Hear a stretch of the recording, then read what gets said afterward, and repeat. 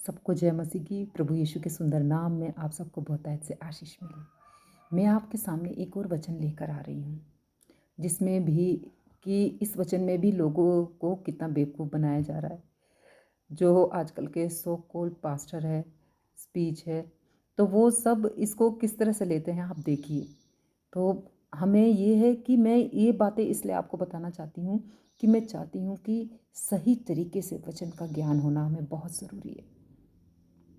हम इतने सालों से कौन से वचन को लेके चल रहे हैं, किसका क्या अर्थ है, हमें मालूम नहीं था। लेकिन परमेश्वर का धन्यवाद कि उसने ब्रदर दानियल जी जैसे पौलुस को हमारे बीच में भेजा कि वो हमें इतने अच्छे से सही तरीके से वचन को समझाते हैं और एक एक वचन को कट टू कट कॉन्टेस्ट में समझाते हैं। और वो इतना खुद पहले उसको समझते हैं, पढ़ते हैं, रात भर बैठते हैं, उसके बारे में कंसंट्रेट करते हैं, सब चीज़ों को लेकर इंग्लिश बाइबिल, हिंदी बाइबिल और वो जो है क्या बोलते हैं इब्रानियों, वो सॉरी मुझे याद नहीं है कि एक और बाइबिल है जो पहले चलती थी, तो उसको भी लेके वो कितने अच्छे से उन सब की स्टडी करके हमारे सामने लेके आते। तो इतना मेहनत करते हैं। आजकल के लोग ऐसे हैं, वो तो सिर्फ एंजॉय करो, नाचो गाओ, वर्शिप करो, गाना गाओ, कूदो और अपना दशमांश दो, जिब्रिश बोलो, बस इसमें फंसे हुए, गलत शिक्षाओं में फंसे हुए। तो क्योंकि आजकल लोग कानों की खुजली वाले वचनों को ज़्यादा पसंद करते हैं, लेकिन वो हमें नरक ले जाएगा।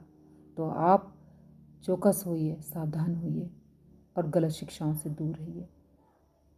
तो दूसरा कुरिन्थियों उसका 13 अध्याय, नहीं सॉरी, पहला कुरिन्थियों उसका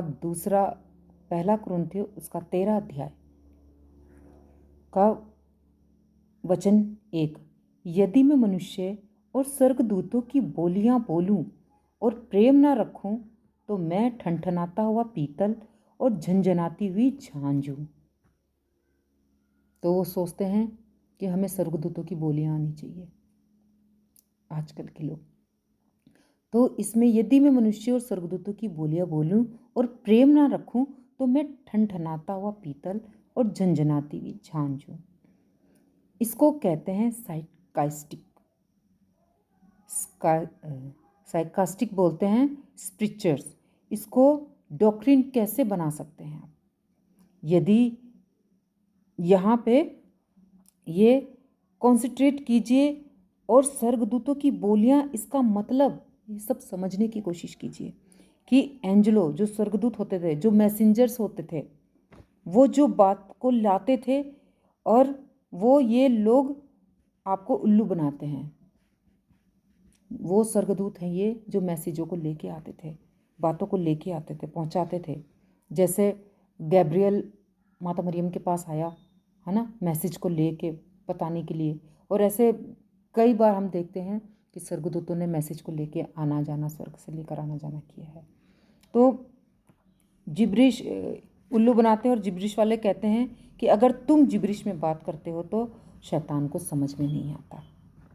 तो आप लोग को सोचो कि लूसीफर शैतान बनने से पहले क्या था, एंजल ही था। और बाकी जितने भी एंजल है, माइकल हो गया, गैब्रियल हो गया, राइफल हो गया, यूरेल हो गया, ये जितने भी एंजल है ये उसी के साथ में थे। और आप कैसे कह सकते हो कि ये इसी भाषा है जिसे शैतान नहीं समझता? आप सोचिए ये आप कितना ज़्यादा उल्लू बनाते हैं। आप खुद वचन को समझिए ना कि इसमें वचन हमसे क्या बातें करता है। ये तो स्वर्गदूतों के लिए था, जो स्वर्गदूत मैसेज लेके आना जाना करते थे। और उसमें से शैतान भी था, लूसीफर, सबसे सुंदर स्वर्गदूत और सबसे प्यारा। तो उसको ये भाषा समझ में कैसे नहीं आएगी? जब वो उन्हीं के साथ था तो ये भाषा उसको कैसे समझ में नहीं आएगी? तो भाइयों और बहनों, प्रियो दोस्तों, मैं आप सबसे ये बताना चाहती हूँ कि परमेश्वर के वचन को सही तरीके से इस्तेमाल करना सीखिए, उसके वचन को सही तरीके से इंटरप्रेट करना सीखिए, कॉन्टेस्ट में समझिए। तो परमेश्वर इस वचन के द्वारा आपको और मुझे बहुतायत से आशीष दे। फिर मैं एक और वीडियो आपके पास सामने लेकर आऊँगी जिसमें आपको समझ में आएगा कि कहाँ हम अब तक गलत वचनों में पढ़े थे, गलत शिक्षाओं में पढ़े थे और उन वचनों को हम गलत तरीके से सोचते थे। तो परमेश्वर एक छोटे से वचन के द्वारा आप सबको बहुतायत से आशीष दे। जय मसीह की।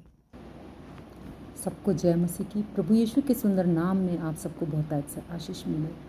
आपके सामने आज मैं एक और वचन लेकर आई हूँ, लूका उसका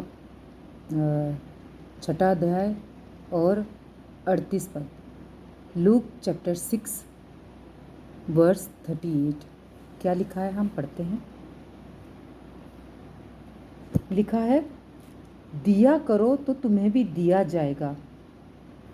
लोग पूरी नाप दबा दबा कर, हिला हिला कर और उभरता हुआ तुम्हारी गोद में डालेंगे, क्योंकि जिस नाप से तुम नापते हो उसी नाप से तुम्हारे लिए भी नापा जाएगा। तो इस वचन को लोग इसको गलत इंटरप्रेट करते हैं, करके आपको सिखाया जाता है। इस वचन को गलत इंटरप्रेट करके आपको सिखाया जाता है। हमें वचन को कॉन्टेक्स्ट में पढ़ना चाहिए और इसका कॉन्टेक्स्ट है लूका 6 अध्याय उसका 35 से 36 तक, 35 पद से 36 पद तक। लूक चैप्टर 6 वर्स 35 एंड 36 तक इसी में लिखा हुआ है।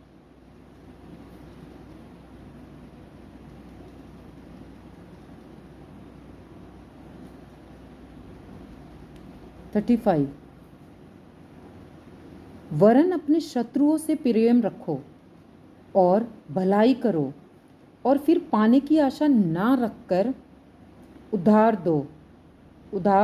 दो और तुम्हारे लिए बड़ा प्रतिफल होगा, और तुम परम प्रधान के संतान ठहरोगे, क्योंकि वे उन पर जो धन्यवाद नहीं करते और बुरों पर भी कृपालु है। जैसा तुम्हारा पिता दयावंत है, वैसे तुम भी दयावंत बनो। तो ये जो स्क्रिप्चर है जो पर्सनल बेस में है, दिया करो तो तुम्हें दिया जाएगा। तो आपको पता है पेटू पास्टर इसको किस तरह से इसका वचन का सहारा लेते हैं। आप लोगों को किस तरह से इस वचन का सहारा लेकर आप लोगों को उल्लू बनाते हैं। कहते हैं, देखो लिखा है कि दो तो तुम्हें दिया जाएगा। इसका मतलब ये परमेश्वर और आपकी बात नहीं हो रही है। यहाँ पे पेटू सेवक यहाँ पर इस वचन को बोलते हैं कि देखो यहाँ पे लिखा हुआ है कि दो तो तुम्हें दिया जाएगा। वो अपने ऊपर डालकर करते हैं कि मतलब उनको जितना मर्जी देते रहो, उनका तो पेट कभी भरना ही नहीं है। जितना भी मर्जी दे दो पेटू सेवक लोग को, पेटू पास्टर लोग को। तो इसका मतलब है कि परमेश्वर और आपकी बात नहीं हो रही है। यहाँ पे लोग इसको कहते हैं परमेश्वर और आपकी बात हो रही है, लेकिन यहाँ पे परमेश्वर और आपकी बात नहीं हो रही है। ये आपके पड़ोसी की बात हो रही है, मित्रता की बात हो रही है, एक दूसरे से बात हो रही है। मैंने आपको कॉन्टेक्स्ट भी पढ़ा दिया, जैसा तुम्हारा पिता दयावान है तुम भी दयावान बनो। जब किसी को उधार देते हो तो पाने की आशा मत रखो। एक दूसरे के बारे में है, ना कि परमेश्वर के बारे में। ये वचन आप साफ लिखा हुआ है और इसका कॉन्टेक्स्ट ऊपर की तरफ भी लिखा हुआ है ना, कि जैसा हम पड़ोसी मित्रता, हमारे जो आस पड़ोस के लोग हैं जिससे मतलब हम लेन देन करते हैं, तो उनके लिए लिखा हुआ है। ये परमेश्वर का कनेक्शन हमारे साथ नहीं है।